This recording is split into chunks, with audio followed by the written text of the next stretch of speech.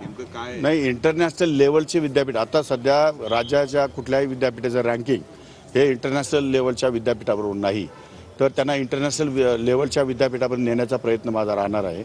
आणि वेगवेगळ्या प्रकारचे शास्त्रज्ञ किंवा मग लेक्चरर बाहेरून पार्ट टाईम बेसिसवर किंवा मग मानधनावरती कमी येत आहे का, त्या संदर्भातले इस्रायलमधून काही टेक्निशियन बोलावता येतील का, तोही विचार माझ्या मनामध्ये आहे. म्हणजे इंटरनॅशनल लेवलवरती आणून आणि आपल्याला ते शेतकऱ्यांना जास्तीत जास्त नवीन तंत्रज्ञान कसं अवगत करता येईल या दृष्टिकोनातून शासनाचा प्रयत्न राहणार. आपण भाषणामध्ये एक उल्लेख केला की कॅन्सर हॉस्पिटलमध्ये जाऊन बघा नेमकी काय परिस्थिती आहे, म्हणजे एकूणच शेतीमालावर जे पेस्टिसाइड वगैरे मारला जातात त्यावर तुमचं काही अंशी ही गोष्ट खरी आहे की फार अनावश्यक रासायनिक शेती ही दिवसेंदिवस वाढत चाललेली आहे. त्या रासायनिक शेती जर या ठिकाणी जर खऱ्या अर्थानं जर तुम्हाला त्याचं सिम्पटम्स बघायचे असतील किंवा त्याचे जर काही परिणाम बघायचे असतील तर कॅन्सर हॉस्पिटलला गेल्यावरती कळतं की आपल्याला कॅन्सर हॉस्पिटल झाल्यावर लोकांना काय त्रास होतो आणि आपल्याला मिळालेलं आरोग्य किती परमेश्वराने किती चांगलं दिलेलं आहे. याचा जर नीट उपयोग करायचा असेल तर शेतकऱ्यांनी चांगलं उत्पादन तयार केलं पाहिजे आणि खाणाऱ्यांनी चांगलंच उत्पादन खाल्लं पाहिजे.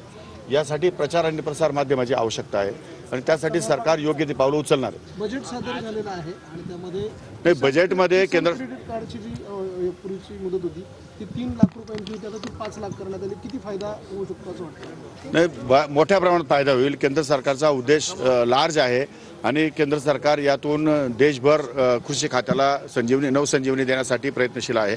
100 जिल्हे केंद्राने या ठिकाणी टार्गेट केलेले आहेत आणि त्या जिल्ह्यामध्ये जे काही जिरायत शेती आहे प्रामुख्याने तिथे तृणधान्य आणि कडधान्य याच्यासाठी क्रॉप पॅटर्नसाठी त्या ठिकाणी प्रोत्साहन देणार आहेत आणि त्यासाठी लागणारं इन्फ्रास्ट्रक्चर हे केंद्र सरकार या ठिकाणी पुरवणार आहे. त्या 100 जिल्ह्यांमध्ये महाराष्ट्रातल्या सगळ्यात जास्तीत जास्त ते मी अजून माहिती घेतली नाही, पण महाराष्ट्रातले जास्तीत जास्त जिल्हे त्या येतील. कारण नाही म्हटलं तरी महाराष्ट्र फक्त 27% बागायती आहे आणि इतर भाग हा जिरायती आहे. म्हणजे 70% आसपास जिरायती परिसर आहे.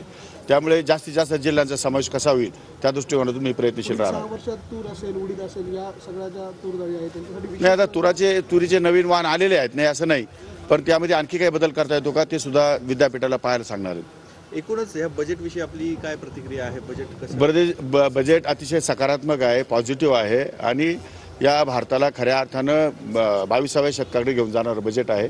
मला असं वाटतं की पंतप्रधान नरेंद्रजी मोदी यांच्या नेतृत्वाखाली निश्चितपणे सामान्य माणसाचं जीवन सुखकर होईल असा मला या ठिकाणी विश्वास आहे. शेतकऱ्यांना बजेटकडून अपेक्षा होती की बँकांचे जे कर्ज आहे, व्याजदर आहे ते कमी केले जावेत, सोबतच आहेत रासायनिक बी बियाणं आहे त्याच्यावर कुठेतरी अनुदानात वाढ केली जावी अशा पद्धतीची शेतकऱ्यांची मागणी. तशा पद्धतीचं सुटसुटीतपणा आणावं लागणार आहे राज्य सरकार आणि केंद्र सरकार दोघांनाही. व्याजाचा दर हा कमी झाला पाहिजे ती माफक अपेक्षा आहे शेतकऱ्यांची. त्या दृष्टिकोनातून आमचे प्रयत्न सुरू आहेत आणि